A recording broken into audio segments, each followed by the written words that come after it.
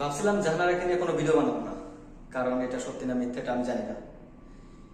কিন্তু যে পরবর্তীতে হিসেব করে দেখলাম যে একটা মেয়ে যদি লাইফে এসে সারা বিশ্বের মাঝে বলতে পারে যে আমার সাথে এটা করতেছে এটা করেছে, তার জন্য আমি ক্রিকেট ছেড়ে দিয়েছি, তো সেটা কিভাবে মিথ্যে হতো মেনে নেব?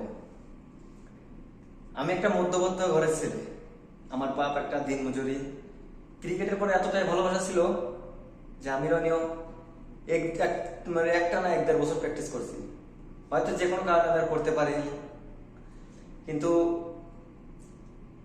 আমি একটা জিনিসই বুঝতে পারতেছি না, ক্রিকেটের যদি এরকমের নিয়ম চলে, পরবর্তীতে কোনো ভালো ফ্যামিলির ঘরের মেয়েদের ছেলেদের আমার মতে ক্রিকেট না প্র্যাকটিস করাই ভালো।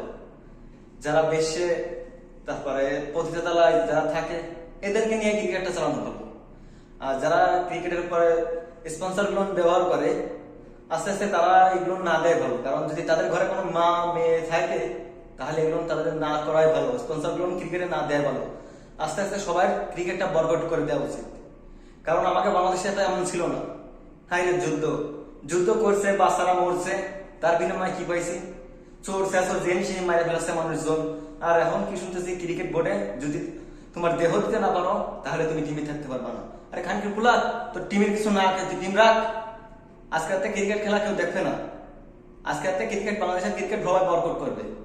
একটা মেয়ের ইজ্জত নিয়ে যদি তোর ইজ্জত নেওয়ার পরে যদি তোর ক্রিকেট টিমে রাখতে হয় তাহলে সেই টিমে কেউ থাকতে চায় না, বুঝতি? আর যারা এই স্পন্সর গুলো ব্যবহার করে তাদের কাছে একটাই অনুরোধ না বোঝান, যদি তোমাদের মেয়েটে থেকে বসে তাহলে এই স্পন্সর গুলো আর কোনো সময়ের জন্য বাংলাদেশ টিমে রাখো না।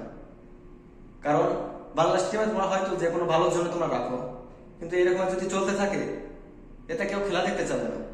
আর পরবর্তীতে প্লেয়ার কোনো ভালো ফ্যামিলিতে আসবে না যদি তারা বেশি পালা কিংবা তালাতে আসে, তারা মেয়েরা ক্রিকেট খেলতে আসে না।